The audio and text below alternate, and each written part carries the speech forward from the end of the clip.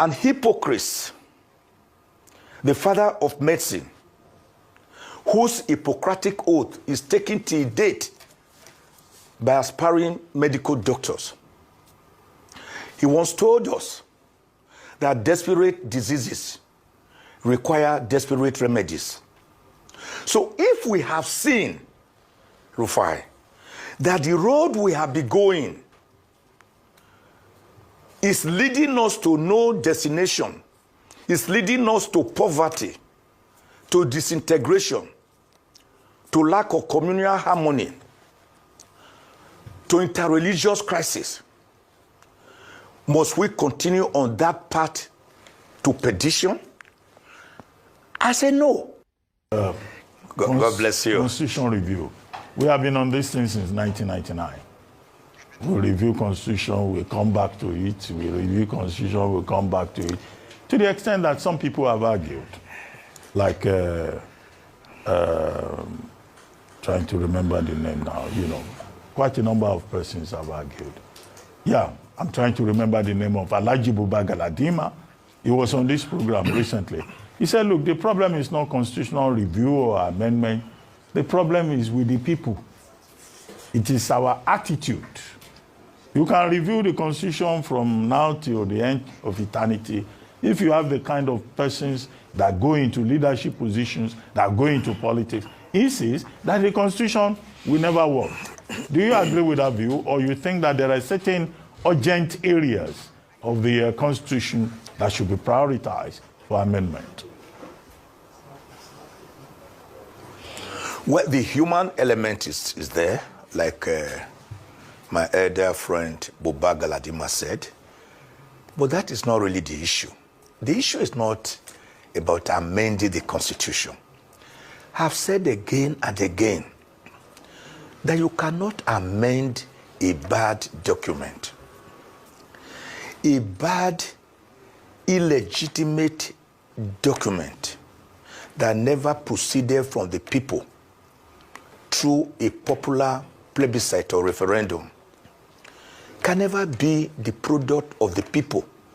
I have said it again and again, and Dr. Ruben, elsewhere in the last 5-6 years when you interviewed me, that even 1 million amendments to the present Constitution cannot solve it. We are still talking about constitutional amendment when we should be talking about introducing a brand new constitution that reflects our diversity as a nation, reflects our multi-religious, linguistic inclination. What we need, Ruben, is a total beginning, a fresh beginning, like from a tabula rasa, like Naaman the leper that dipped himself in River Jordan 7 times and became cleansed of his leprosy. That is what we need. The present Constitution, apart from its original sin, what we call the original sin, like that of Adam, of being a product of a military dictator through the promulgation of Decree number 24 of 1999. Apart from the fact that the Constitution is actually a schedule attached to a decree, which therefore told a lie about itself in its preamble by saying, we the people of Nigeria do hereby make and give to ourselves the following Constitution. Apart from that original sin, the present Constitution, no matter the amendments, cannot take us forward. Because one, it operates a unitary system of government, all the provisions, not a federal system of government. 2, it dispossesses the people of their economic, social, political, and cultural rights. 3, it is too heavy. It is too heavy on the side of wastages and leakages, which makes Nigeria today to use about 70 to 80% of our national resources to service recurrent expenditure and public debts, thus leaving only 20 to 30% for capital expenditure. No nation can grow like that. We are not going to grow like that. So when you are talking about a constitution like this being amended, you are really pursuing shadows where you should pursue substance. What, for example, I ask you, are we doing with 109 senators and 360 House of Representative members? Do you know the Senate has over 45 committees. Each committee, Ruben Rufai and my sister there, is fully staffed with members, with employees. We have a system where one position has accretions up to 10. Those we have an SSA, Senior Special Assistant, after a Special Advisor, Senior Special Assistant, then Special Assistant, then Personal Assistant. Do you know how many ministries we are operating? Well over 40 ministries. Take, for example, the Ministry of Agriculture, which has up to 13 technical departments. 11 of them are strewn across the 36 states of Nigeria and FCTC. This ministry that got a lot of money allocated to it in the present budget has permanent secretaries, directors, particularly directors all over Nigeria.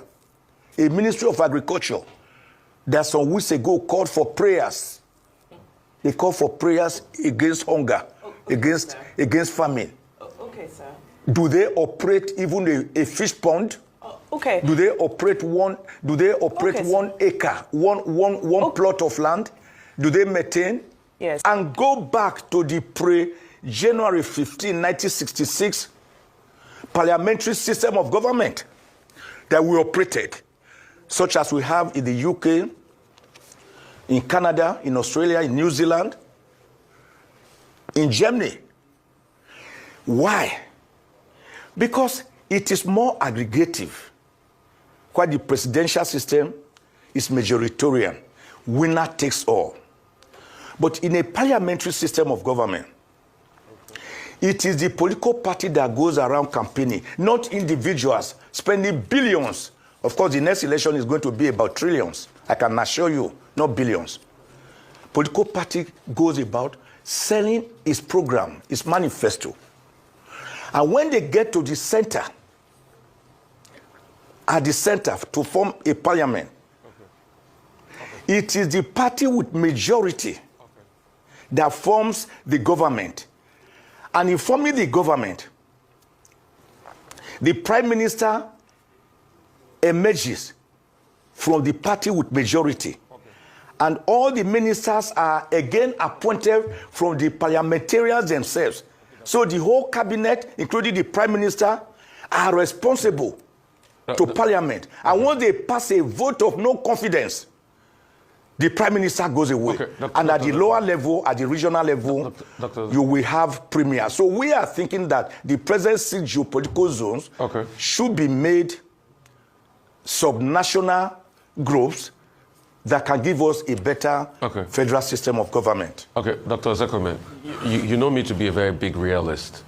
It would be the height of delusion to think that a rubber-stamped National Assembly will do a constitutional reform that will change from a presidential system that a lot of them have benefited for to a parliamentary system.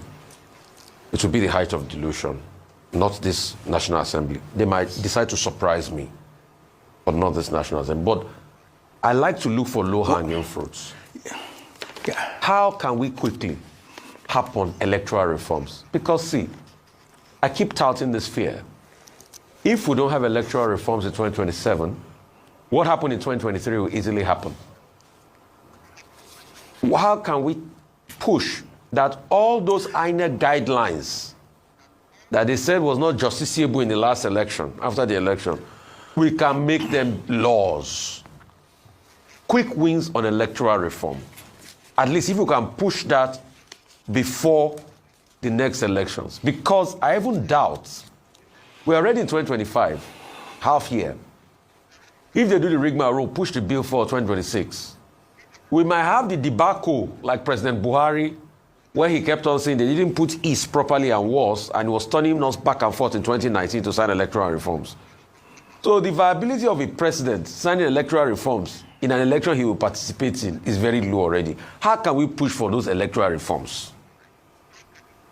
Let's start with that low-hanging fruit. Well, I do not always believe in low-hanging fruits, because low-hanging fruits many a time get rotten because they are low-hanging and they are cheap to get. I prefer to go the hard, narrow path that gives us what late Chief K. Umbadiwe calls national resurgimento, national rebirth. So to answer that question first, I will say for the National Assembly to enact a law, to pass an act of the National Assembly amending the present Electoral Act of 2022, it's not a big deal.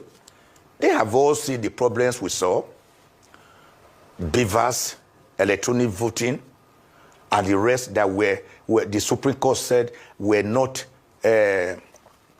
reflected statutorily, that they were just more like mere words.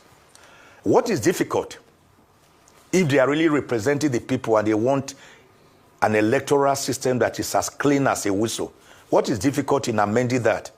But Rufai, you know why I said I do not want to go? We are not trying to go for that low-hanging fruit. It's easier. You can sit down and pluck it. But you see, it was Albert Einstein, the father of relativity, a great physicist, who once told us that you do not solve a problem by using the same method by which the problem was created. His principle of relativity was what gave birth to the first atomic bomb that was used in destroying the twin cities of Hiroshima and Nagasaki of Japan during the Second World War. Albert Einstein made that very clear. And Hippocrates, the father of medicine, whose Hippocratic oath is taken till date by aspiring medical doctors,